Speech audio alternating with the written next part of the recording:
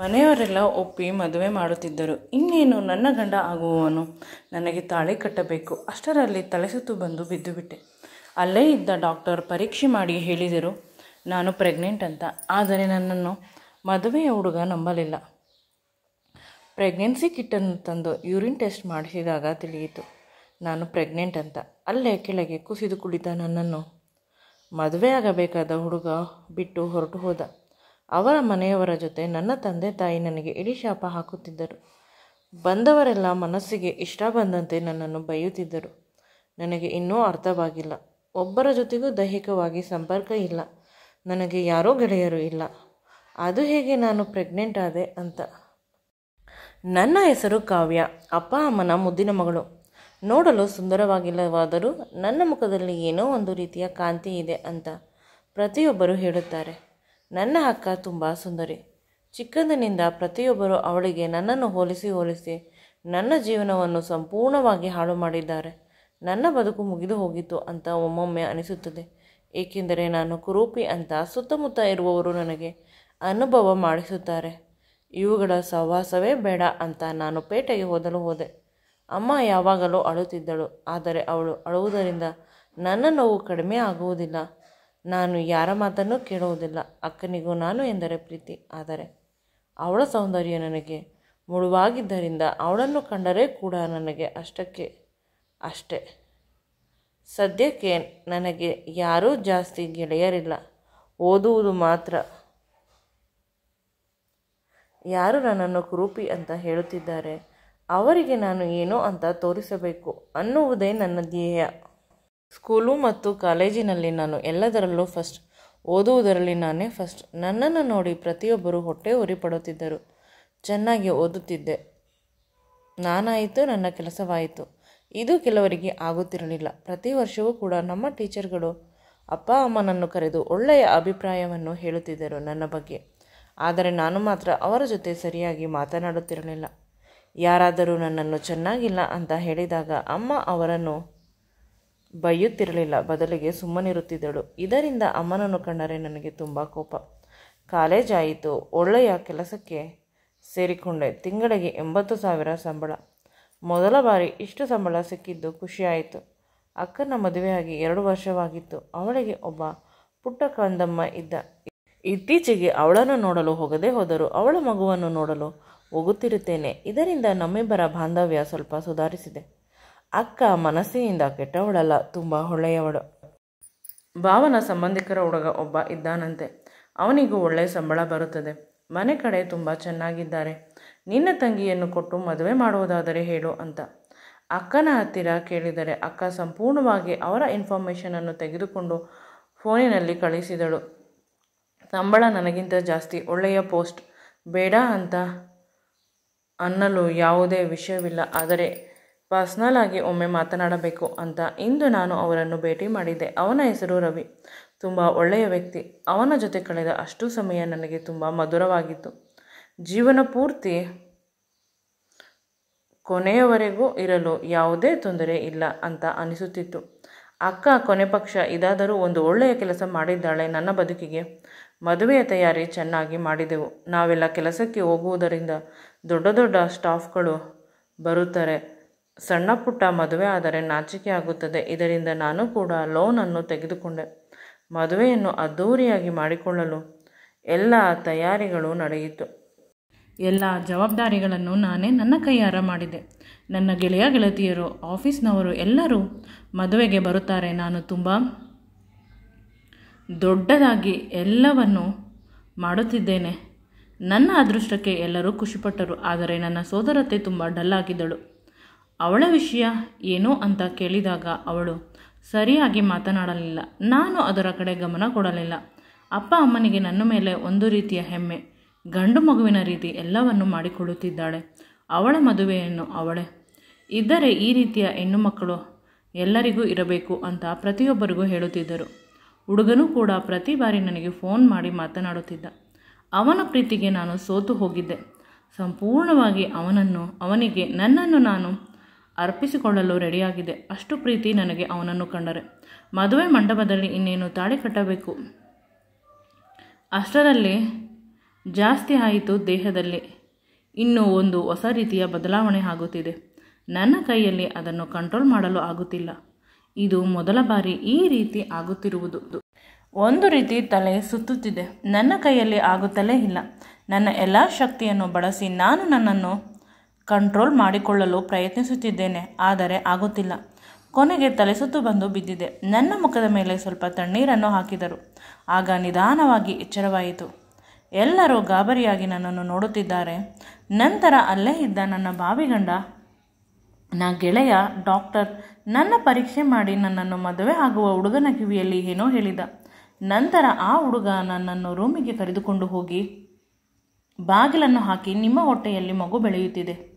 ಮಗುವಿಗೆ ಕಾರಣ ಆದವರನ್ನು ಮದುವೆ ಆಗುವ ಬದಲು ನನ್ನನ್ನು ಹೇಗೆ ಮದುವೆ ಆಗಲು ಪ್ರಯತ್ನ ಮಾಡುತ್ತಿದ್ದೀರಾ? ಹೊರಗೆ ಹೇಳಿದರೆ ನಿಮ್ಮ ಮಾನ ಮರ್ಯಾದೆ ಹೋಗುತ್ತದೆ. ನಿಮ್ಮ ಮೇಲೆ ನಾನು ಇಷ್ಟಪಟ್ಟಿದ್ದಕ್ಕೆ, ಪ್ರೀತಿ ಇಟ್ಟಿದ್ದಕ್ಕೆ ಇಷ್ಟಾದರೂ ಮರ್ಯಾದೆ ಕೊಡೋಣ ಅಂತ ಬಂದೆ.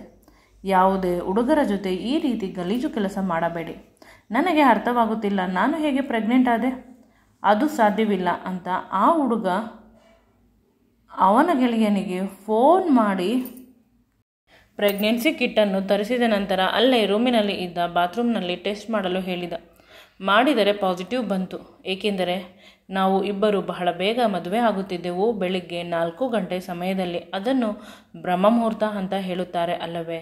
ಆದ್ದರಿಂದ ಈಕೆಯದು ಇದು ಫಸ್ಟ್ ಯೂರಿನ್ನಲ್ಲಿ ಟೆಸ್ಟ್ ಮಾಡಿದ್ದು. ರಿಪೋರ್ಟ್ ಪಾಸಿಟಿವ್ ಬಂದ ತಕ್ಷಣ ಭಯವಾಯಿತು ನನಗೆ. ಆ ಹುಡುಗನ ಮುಖ ಇನ್ನೂ ಕೆಂಪಾಯಿತು. ಏನೂ ಮಾತನಾಡದೆ ಅಲ್ಲಿಂದ ಹೊರಟು ಹೋದ. ನಾನು ಅವನ ಹಿಂದೆ ಓಡಿ ಬಂದೆ.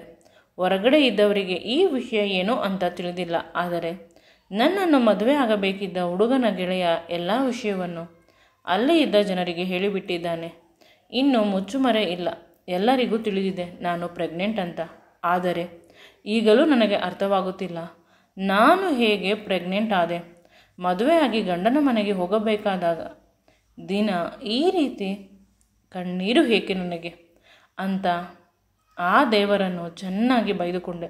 ಅಲ್ಲಿ ಇದ್ದವರೆಲ್ಲ ವಿಧವಿಧವಾದ ಮಾತುಗಳಿಂದ ನನ್ನನ್ನು ಬೈಯುತ್ತಿದ್ದರು. ನನ್ನ ತಲೆ ತಿರುಗುತ್ತಿದೆ. ನನಗೆ ಏನೋ ಅರ್ಥವಾಗುತ್ತಿಲ್ಲ. ನನಗೆ ಪ್ರಜ್ಞೆ ಬಂದಾಗ ಆಸ್ಪತ್ರೆಯಲ್ಲಿ ಅಮ್ಮ, ಅಕ್ಕ, ನನ್ನ ಸೋದರ ಅತ್ತೆ ಮತ್ತು ಅತ್ತೆಯ ಮಗ ಸೂರ್ಯ ಅಷ್ಟೇ ಇದ್ದಿದ್ದು. ಎಲ್ಲರೂ ನನ್ನನ್ನು ಬಿಟ್ಟು ಹೊರಟು ಹೋಗಿದ್ದಾರೆ. ಅಪ್ಪ ಯಾವುದೇ ಕಾರಣಕ್ಕೂ ಅವಳನ್ನು ಮನೆಗೆ ಕರೆದುಕೊಂಡು ಬರಬಾರದು ಅಂತ ಹೇಳಿದ್ದಾರೆ ಅಂತೆ. ಭಾವನೂ ಕೂಡ ಜಾಸ್ತಿ ಅವಳ ಹಿಂದೆ ಹೋದರೆ ನೀನು ಕೂಡ ಮನೆಗೆ ಬರಬೇಡ, ಅಲ್ಲೇ ಇದ್ದು ಬಿಡು. ಅಷ್ಟು ಜನರ ಎದುರಿಗೆ ನನ್ನ ಕಸಿನ್ ಬ್ರದರ್ ಮದುವೆ ಅವಳಿಂದ ನಿಂತಿತು. ನಮ್ಮ ಕುಲದಲ್ಲಿ ಎಲ್ಲರ ಎದುರಿಗೆ ನನ್ನ ಮರ್ಯಾದೆ ಹೋಯಿತು.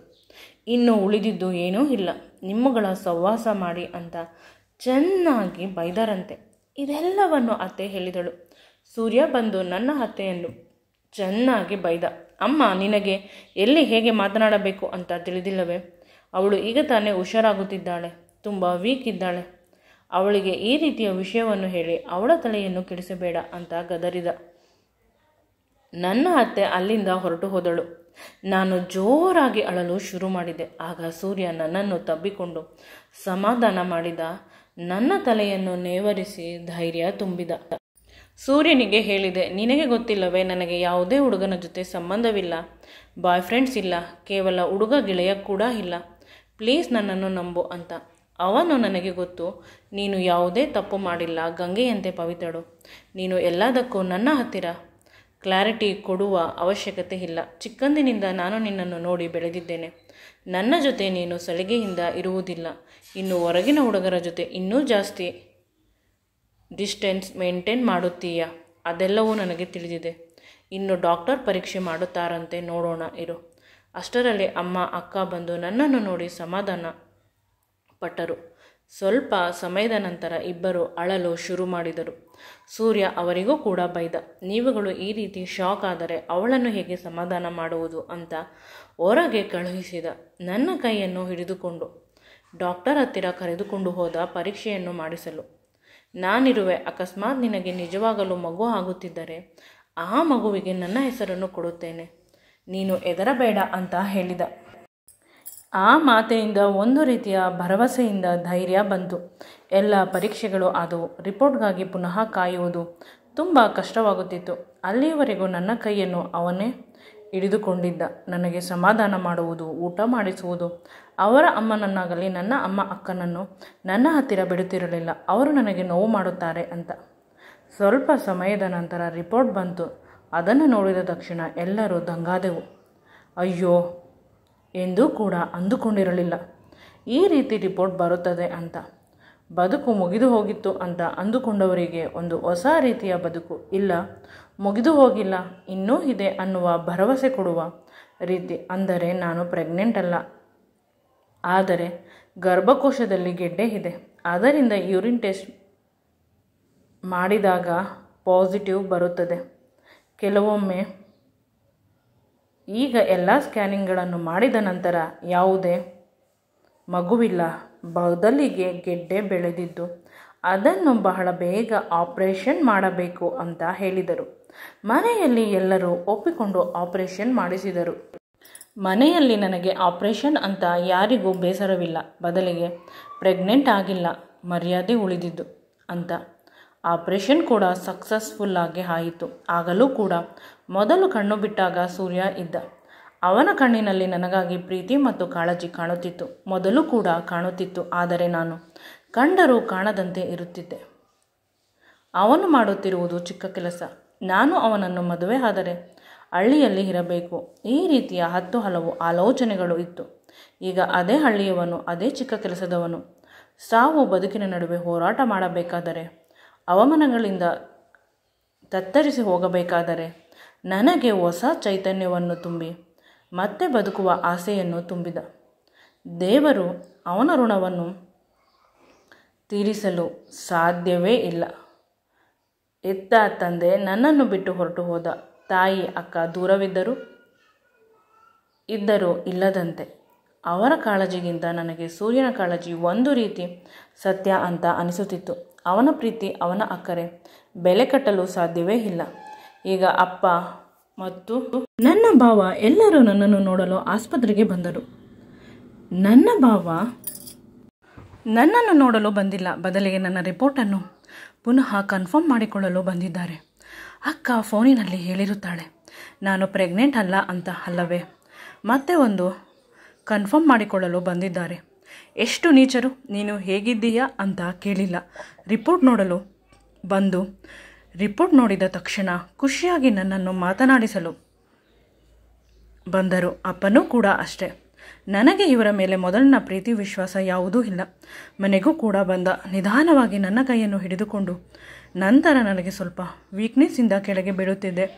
ಆಗ ನನ್ನನ್ನು ಬಿಡದಂತೆ ಹಿಡಿದುಕೊಂಡು ಎತ್ತಿಕೊಂಡ.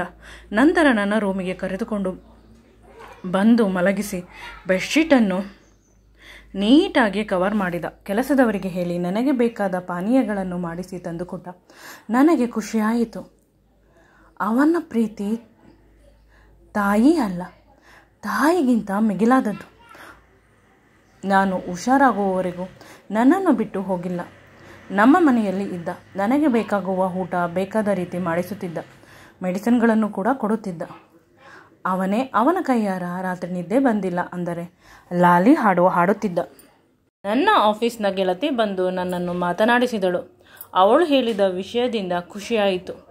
ನಾನು ಮಾಡಿದ್ದ ಪ್ರಾಜೆಕ್ಟ್ ಸಕ್ಸಸ್ ಆಯ್ತಂತೆ. ಇದರಲ್ಲಿ ನನ್ನ ಪಾತ್ರ ಜಾಸ್ತಿ ಇದ್ದಿದ್ದರಿಂದ ನಮ್ಮ ಕಂಪನಿಯವರು ನನಗೆ ಪ್ರಮೋಷನ್ ಕೊಟ್ಟಿದ್ದಾರೆ ಅಂತೆ. ಈಗ ಸಂಬಳ 1.5 ಲಕ್ಷ. ನಾನು ಎಷ್ಟು ಶ್ರೀಮಂತಳಾದೆ ಅಂತ ಸಡನ್ನಾಗಿ ಖುಷಿಯಾಯಿತು. ಆಗ ಸೂರ್ಯ ನನ್ನ ಅಮ್ಮನಿಗೆ ಹೇಳಿ ಸ್ವೀಟ್ ಮಾಡಿಸಿದ. ನನಗೆ ತಿಳಿಯದ ಹಾಗೆ ಇಂದು ಸಾಯಂಕಾಲ ಮದುವೆ ಮಂಟಪದಲ್ಲಿ ನಾನು ಪ್ರೆಗ್ನೆಂಟ್ ಅಂತ ನನ್ನನ್ನು ನಂಬದೆ ಬಿಟ್ಟು ಹೋಗಿದ್ದ ಮದುವೆ ಹುಡುಗ ಬಂದಿದ್ದ. ಬೊಕ್ಕೆ ತಂದು ಬಹಳ ಬೇಗ ಹುಷಾರಾಗಿ ಅಂತ ಹೇಳಿದ. ಅವನ ಮುಖವನ್ನು ಕೂಡ ನೋಡಲು ನನಗೆ ಇಷ್ಟವಿರಲಿಲ್ಲ, ಏಕೆಂದರೆ ಅಷ್ಟು ದಿನ ಫೋನಿನಲ್ಲಿ ಮಾತನಾಡಿದ್ದೇನೆ, ಪಾರ್ಕು ಪಿಕ್ಚರ್ ಅಂತ ಸುತ್ತಾಡಿದ್ದೇವೆ. ಎಂದೂ ಕೂಡ ಅವನು ಹತ್ತಿರ ಬಂದರೂ ನಾನು ದೂರ ಹೋಗುತ್ತಿದ್ದೆ. ನನ್ನ ಮೇಲೆ ಅಷ್ಟಾದರೂ ನಂಬಿಕೆ ಇಡಬಹುದಾಗಿತ್ತು. ಬದಲಿಗೆ ಒಬ್ಬಂಟಿಯಾಗಿ ಬಿಟ್ಟು ಹೊರಟು ಹೋದ. ಅವನ ಜೊತೆ ಏನು ಮಾತನಾಡುವುದು, ಆದರೂ ಮನೆಗೆ ಬಂದಿದ್ದಾನೆ ಅಂತ ಸ್ಮೈಲ್ ಕೊಟ್ಟೆ ಅಷ್ಟೆ.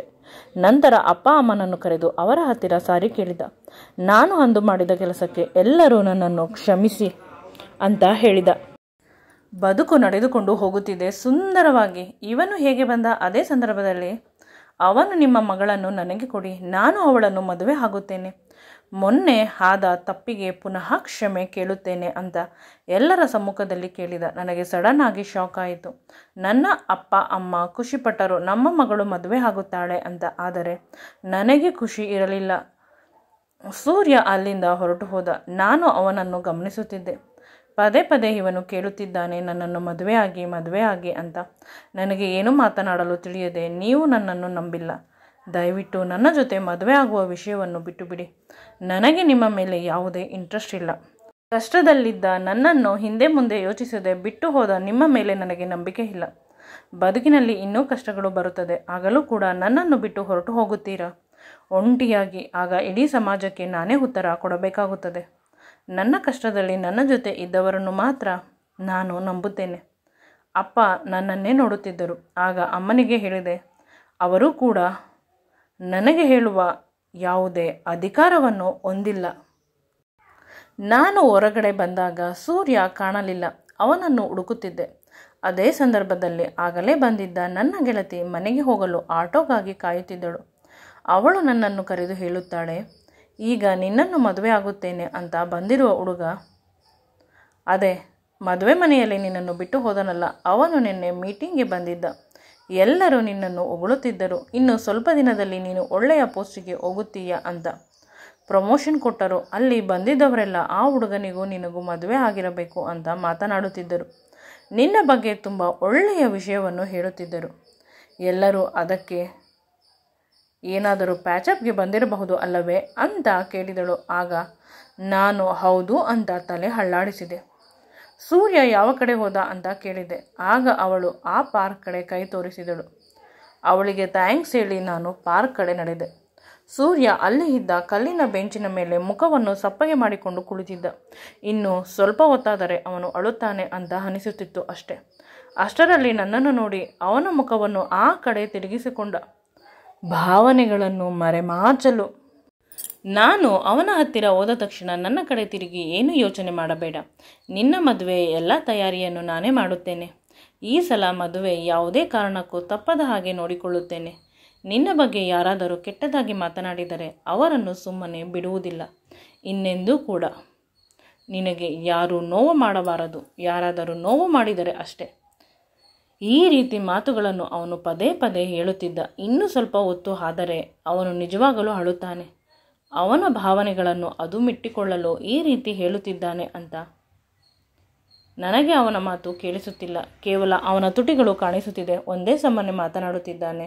ಅವನು ವಟವಟ ಅಂತ ಅನ್ನೋದನ್ನು ತಪ್ಪಿಸಲು ಅವನ ತುಟಿಗೆ ಚುಂಬಿಸಿದೆ.